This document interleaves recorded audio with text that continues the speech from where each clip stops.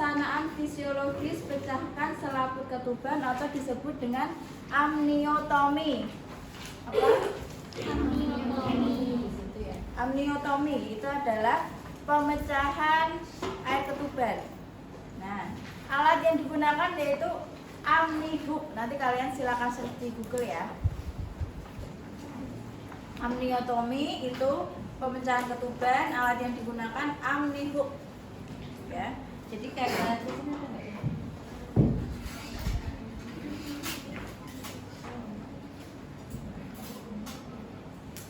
Jadi nanti kalian lihat di itu.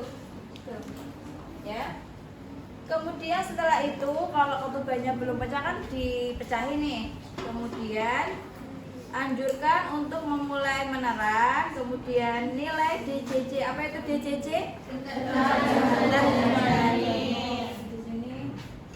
Yang jadul ya. Yang itu. Ini. Oh ini. Oh ya. Udah diajarin caranya? Udah ya, nggak usah ya. Kemudian setelah itu cek tanda-tanda vital, kemudian cek kandung kemih secara rutin dan anjurkan untuk minum dan anjurkan perubahan posisi. Misal kayak belum siap untuk melahirkan, boleh miring kanan miring kiri ya. Kemudian setelah itu jika sudah melahirkan nih ke kanan, bayi lahir dalam waktu 60 menit pada multipara. Apa itu multipara? Udah pernah dengar? Udah tahu? Multipara itu ibu yang sudah pernah melahirkan 2 kali atau lebih. Itu multipara. Kalau baru pertama kali namanya primipara ya. Multipara, primipara. Kemudian setelah bayi lahir lanjutkan manajemen aktif kala 3, asuhan bayi baru lahir, nanti praktek selanjutnya dengan Bu Zulfa ya. Kemudian jika bayi tidak lahir dalam waktu yang sudah ditentukan tadi, kita rujuk ke rumah sakit yang memiliki layanan connect atau kegawat daruratan ibu dan anak. Setelah itu kita kembali ke sini lagi. Nih, setelah ada dorongan mengejan, kalau tidak ada kita anjurkan untuk perubahan posisi, lakukan stimulasi, minta ibu mengosongkan kandung kemih sama seperti tadi. Dikasih stimulasi, misal suruh jalan-jalan, kalau enggak suruh jongkok dan lain sebagainya. Kemudian tetap dipantau DJJ, kemudian kontraksi atau his dan tanda-tanda vital.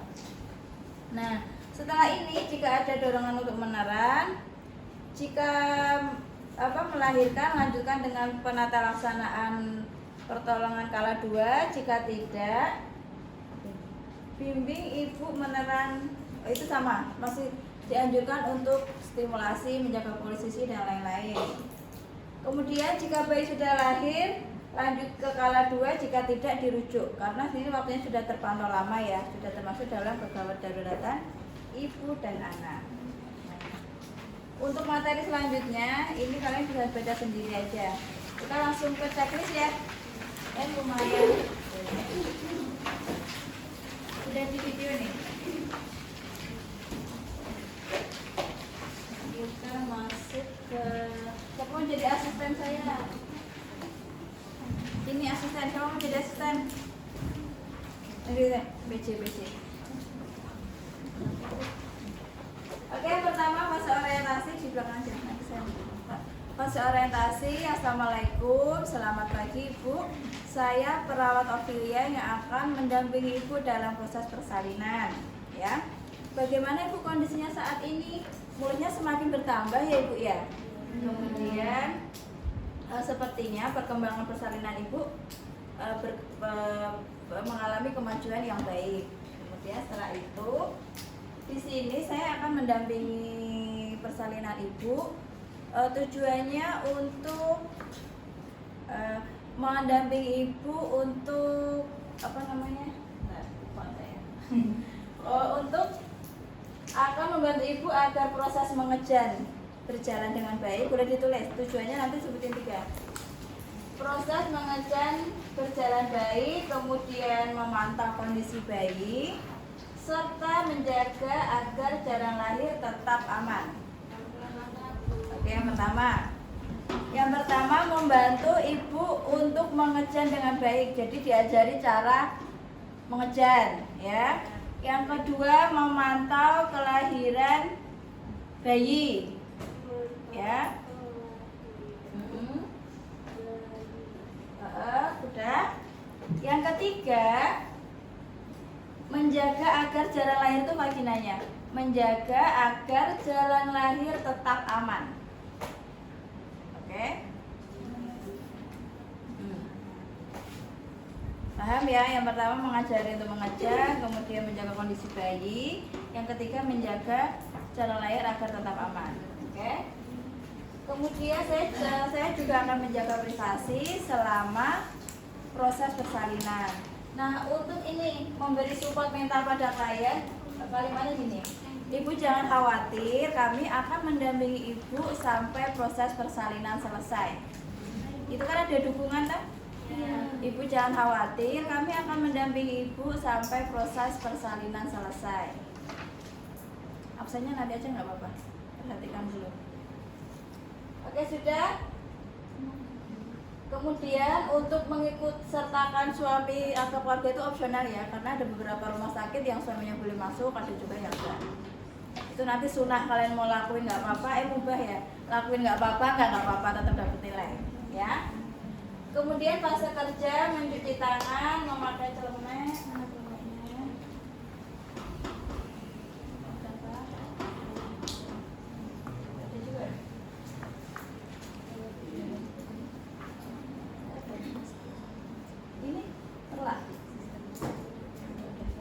Nanti nyusul ya, nanti biar diambil dulu pakai celemek. Tahu celemek? Tahu. Kemudian memposisikan pasien dorsal recumbens. Tahu dorsal recumbens? Tahu nggak? Berhubung ini nggak ada kakinya, ini ada kakinya ya. Dorsal recumbens. Dorsal recumbens itu gini. Ya. Ini ya. Ini namanya apa posisi? Dorsal recumbens.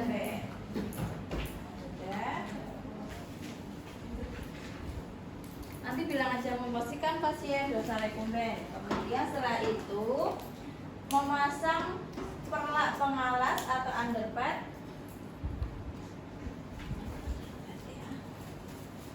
Namanya underpad. Permisi Bu, saya pasang perlak dulu ya. Setelah itu memakai sarung tangan itu kan sendiri-sendiri ya. Kanan sendiri, baru VT, kiri sendiri. Nah itu nanti digabung aja, memakai sarung tangan steril. Langsung aja, udah jadi satu. Ini udah steril nih. Ini contoh ya, boleh dibuka? Boleh. Udah tahu caranya ya? Udah praktek belum kalian pakai ini?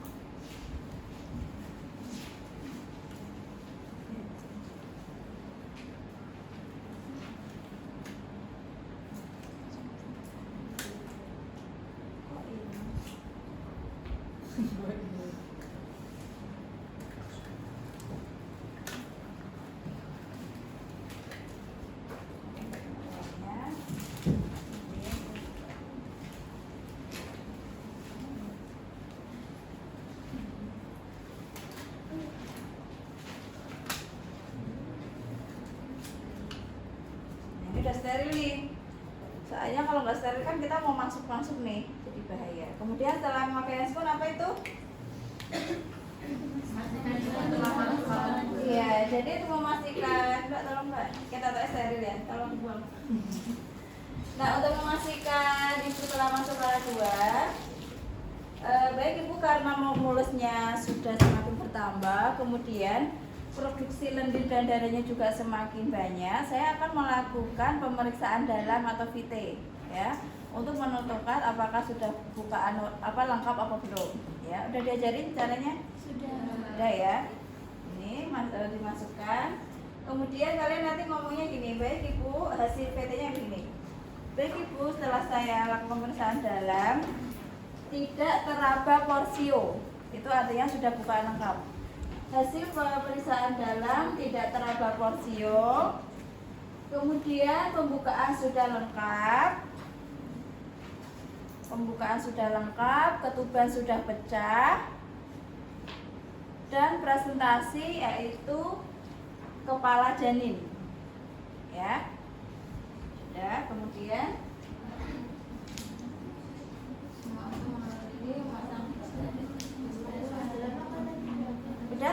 udah porsio tidak teraba porsio, tidak teraba porsio, pembukaan sudah lengkap, ketubannya udah pecah. Kita bikinnya ketuban udah pecah aja ya biar kalian nggak usah mecahin. Dan presentasi kepala janin. Tadi duduknya mana mbak? Satu aja.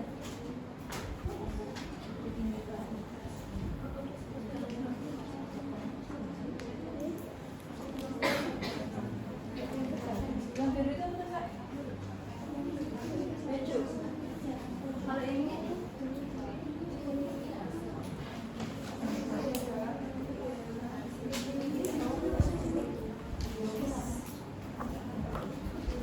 ladung steril ini apa? Steril ya. Jadi tujuannya untuk nanti nangkap bayinya, ya. Jadi kan gini, nanti dipasang ini ketiga. Ini harusnya kalau di rumah sakit biasanya besar, nggak kecil gini. Ya. Nah ini untuk tangan kanan di mana itu dijelaskan?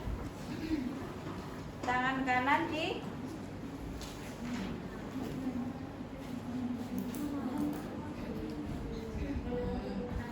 kan memasang steril, kemudian memberi menyerang pada saat his itu kalau kontraksi, ya.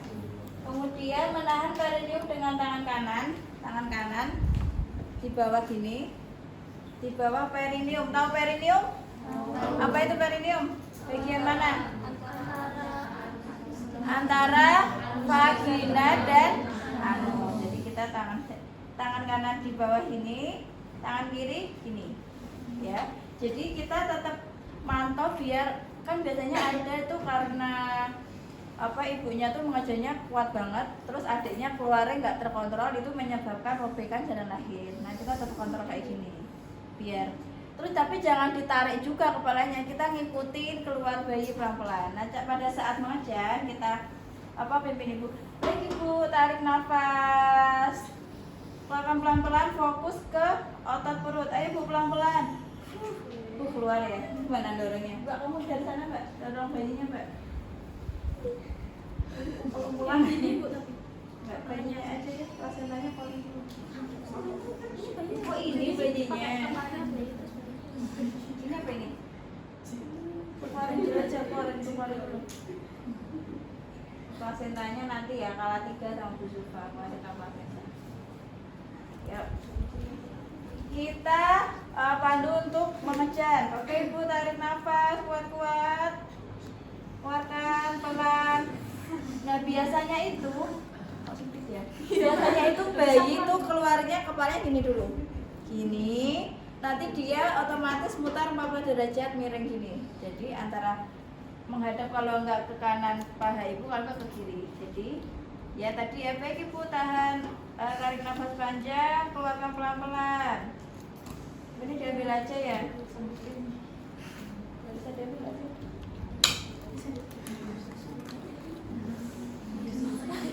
Takut. Kamu bayangin kalau itu yang melahirkan ya.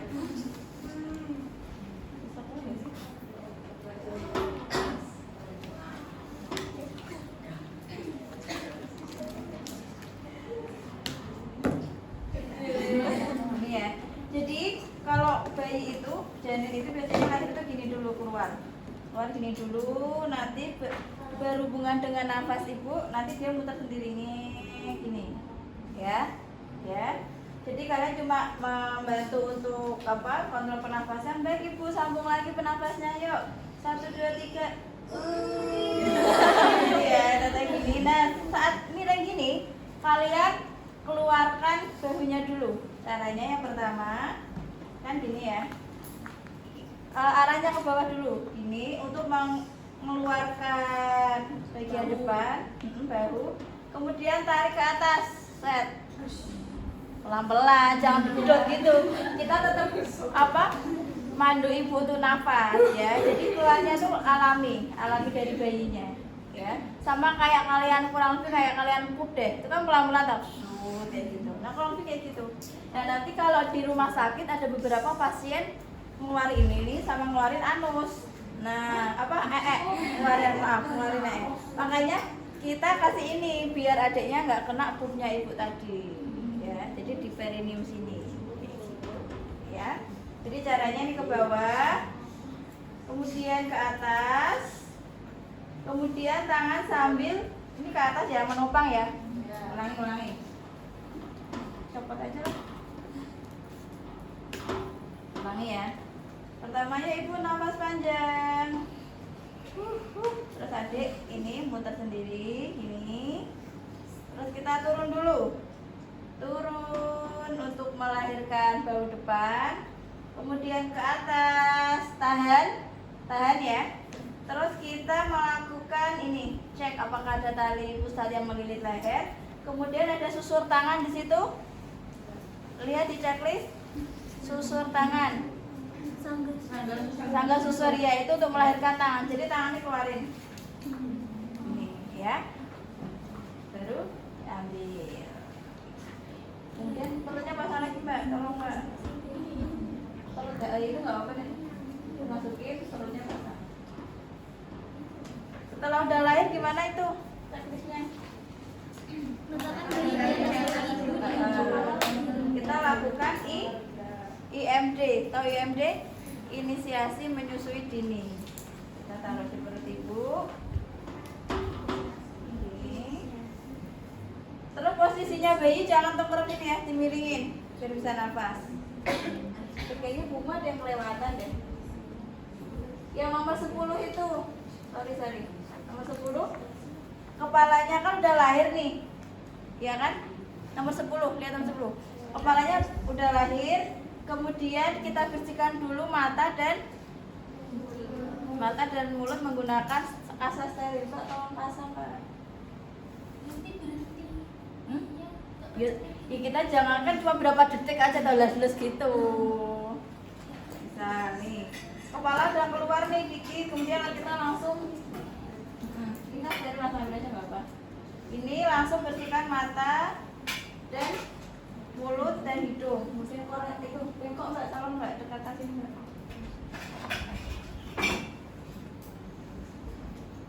Ini kemudian baru kita melahirkan bahu tadi sama punggung ya. Ingat-ingat kepala, kemudian bersihkan mata, mulut, hidung, kemudian kita lahirkan bahu ke bawah, pegangnya di pariantal sini ya. Ini. Ke bawah, ke atas tahan, kemudian kita cek tali pusat sama melahirkan tangan. Ini baru diambil.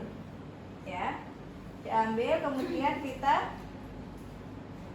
letakkan di perut ibu. Oke. Kepalanya taruh samping ini ya, jangan lupa ya. Setelah itu apa? Memotong, menjepit tali pusat. Tolong klem. Udah saya ya.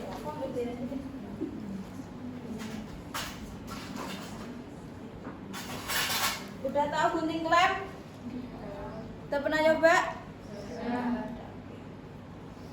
Jadi kemudian berapa senti itu jaraknya? 2 ya? Ya dari B-nya 5 senti. 5 senti ya, 5 senti kira-kira sini nih. Ini.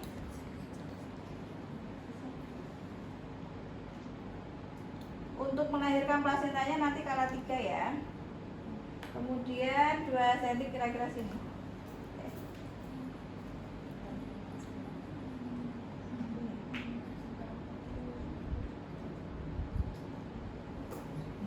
Ya, jadi nanti di desinfektan harus dipotong. Kita gunting Mbak.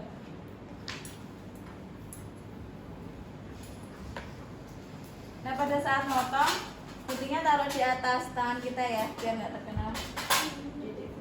Iya kuning ya. Kamu ngambilnya kayak koren tangan, kamu nggak steril.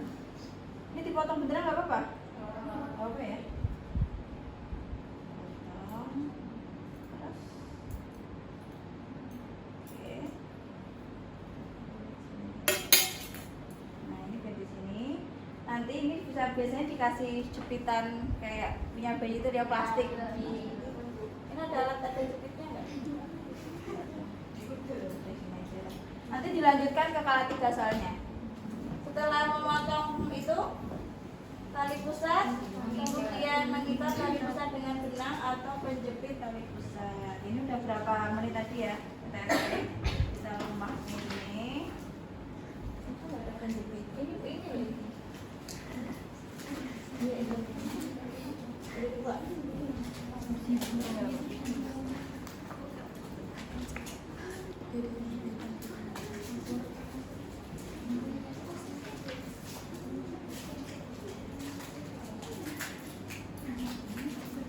Penjepitnya ini, penjepit tali pusat.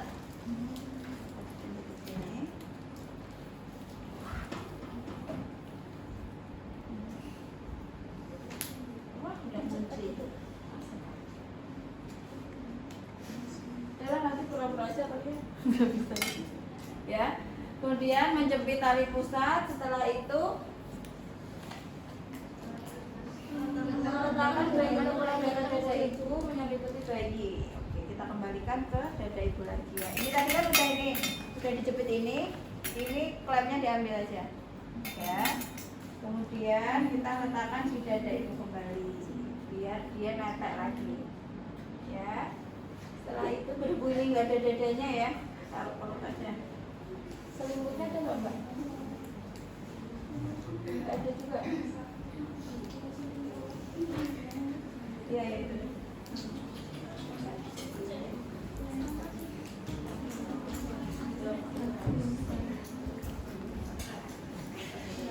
Nah untuk duduk sterilnya ganti dengan selimut bayi ya.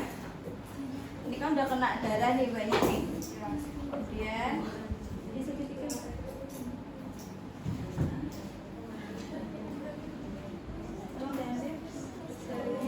Terus duduk steril.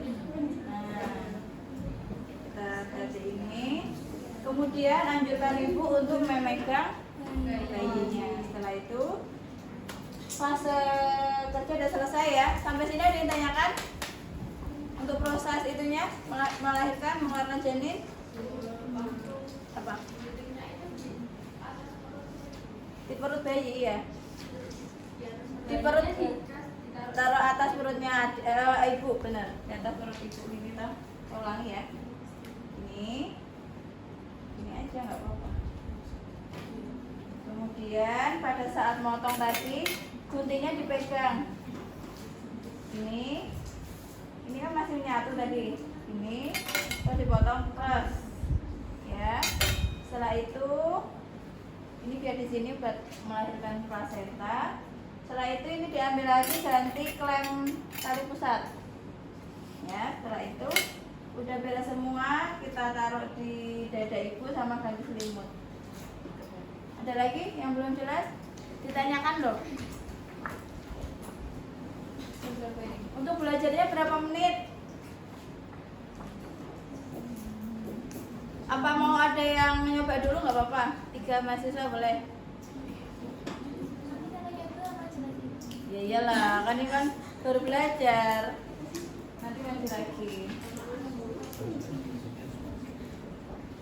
Oke, udah jelas nih. Kalau mau belajar dulu nggak apa-apa sini. Mau nyoba-nyoba itu. Berapa menit ya? 10 menit cukup? Oh, banget.